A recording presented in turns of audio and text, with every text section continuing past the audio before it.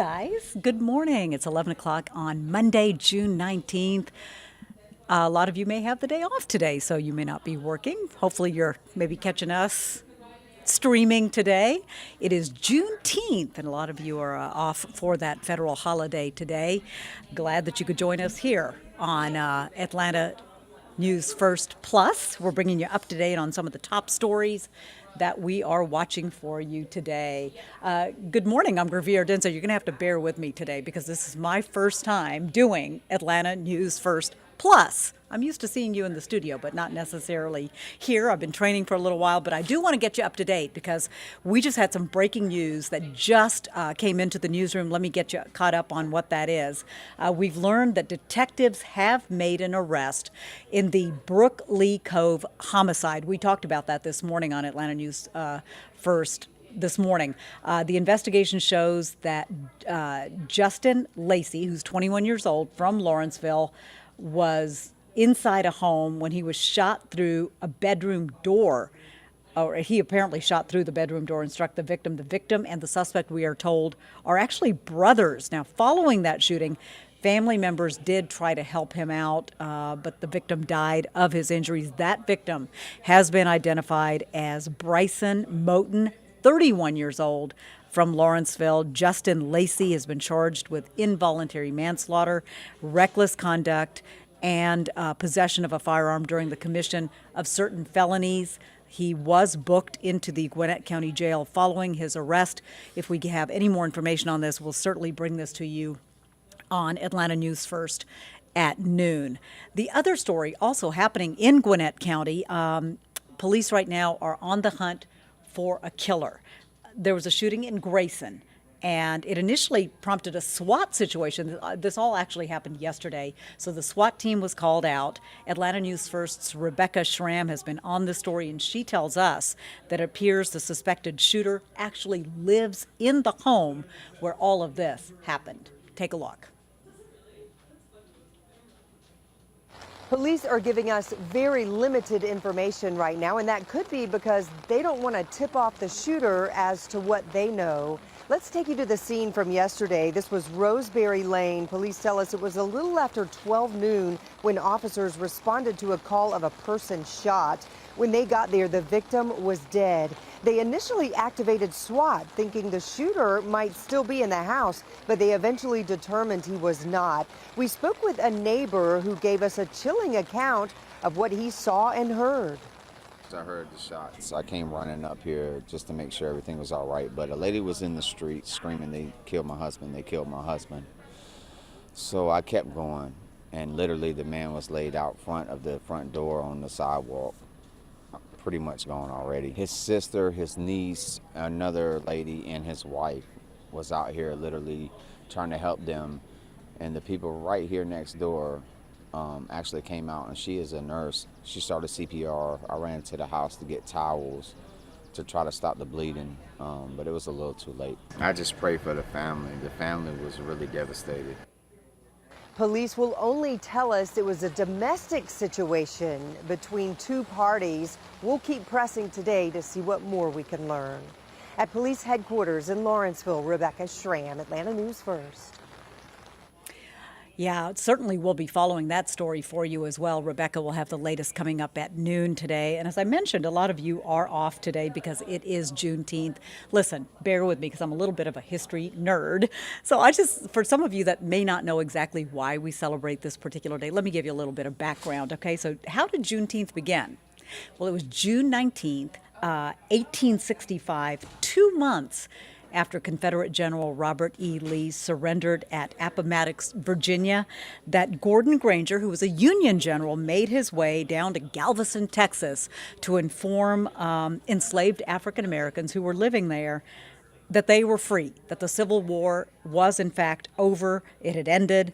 General Granger's announcement put into effect the Emancipation Proclamation. That, by the way, had been issued nearly 2.5 years earlier by President Abraham Lincoln. The holiday is also called Juneteenth Independence Day, Freedom Day, or Emancipation Day. So that's a little bit of history behind that. It is a federal holiday. President Biden actually signed that into law 2 years ago on June 17th, 2021. Post offices are closed today, so let's give you a little bit of information there. Post offices are closed, so you won't be getting your mail today. Also, most banks are going to be closed today as well. Juneteenth, of course, the day that America commemorates the liberation of those enslaved African Americans in 1865. And today's a day where the community, equality, justice, and human rights will really all kind of merge together to create basically a better world, really. And it's grown tremendously over the years.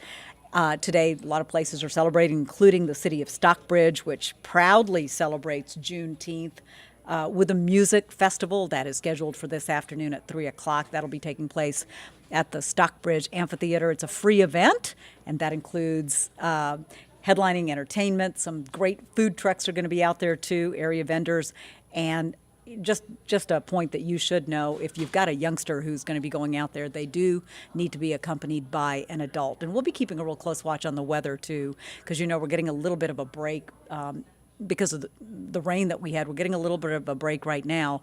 However, Ella Dorsey and the weather team telling us that rain may be coming back. So again, the city of Stockbridge celebrating Juneteenth as well. I had a chance, actually, to go out and visit a historic cemetery in Marietta. And I learned a lot, too, and we hope you will, too. Take a look at this. So we're in the Marietta City Cemetery. It was established in the early 1830s, so not long after Cobb County and Marietta were founded, and it really is our public cemetery. Is it older than Oakland? It is older than Oakland, and I love Oakland, but we're older. A walk through the cemetery is a stroll through Civil War history and beyond. You can see a lot of it looks like empty area, right, but I'm sure there are people there. On the edge of Marietta City Cemetery, more than 3,000 soldiers lie in the Confederate area. They didn't want to be buried in the National Cemetery with soldiers from both sides. It was when the Confederate site was being set up, the city made a remarkable discovery. That was actually part of the reason why we found out in post-Civil War that the enslaved lot was there, is because they wanted to bury some of the Confederate dead closer up, and they said, no, there are people here. Those people, former slaves. I'm gonna go a little bit farther up, right over here. And was it unusual at that time to have enslaved people buried in a city cemetery? So at that time, a lot of the enslaved persons, their enslavers had plots within the cemetery. So they decided when some of their enslaved persons passed away to bury them in a different plot, either close to them or just in a place that was public where they could come. So originally we thought it was 19, but the ground penetrating radar has shown us that it is 28, including children and infants. Do we know who any of these people are? There has been some research saying that it's some of the enslaved persons were a part of the Robarts family, and we just know them by their names, Peggy, Hannah, Clarissa, but unfortunately we don't know everybody's name. One famous name buried down the path, Thomas Milton Allen, part of the original 33. The original 33 were African American men who had been elected to the Georgia State Assembly during Reconstruction. There is some rich history here. There's other testimony where he talks about how his brother-in-law was actually murdered by the Klan during that time, thinking it was him. A part of history preserved here for all generations to remember and learn. I think for around here, it's very important to realize that not everything was always segregated. So we do have the enslaved persons lot here, but right next to it is a family that was a white family. And the Marietta City Cemetery is actually a fully integrated cemetery, unlike Oakland, which has their African American section.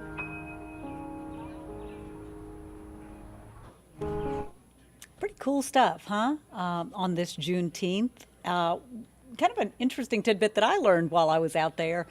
Oakland's got all those big mausoleums. The Marietta City Cemetery is mostly just markers, but you learn a whole heck of a lot. And there's one particular marker there, and guess who's buried there? It is Stedman Sanford. You're like, Stedman and Sanford, I know those two names, Stedman Coliseum, Sanford Stadium. Yeah, that's him. She was joking. She said, a lot of people think he's buried between the hedges. He is not. He is buried here at Marietta City Cemetery. He was, of course, Chancellor of the University System of Georgia and President at the University of Georgia. And speaking of education, really cool thing that's happening. Georgia State University is helping Metro Atlanta teachers, educators who want to go back to school. It's opened up its master's program to some teachers, and they're doing it for free. Take a look at this. It is specifically an online program for Gwinnett County Public School teachers who are interested in STEM. So Georgia State says it's going to cover the price of tuition, the fees, the books.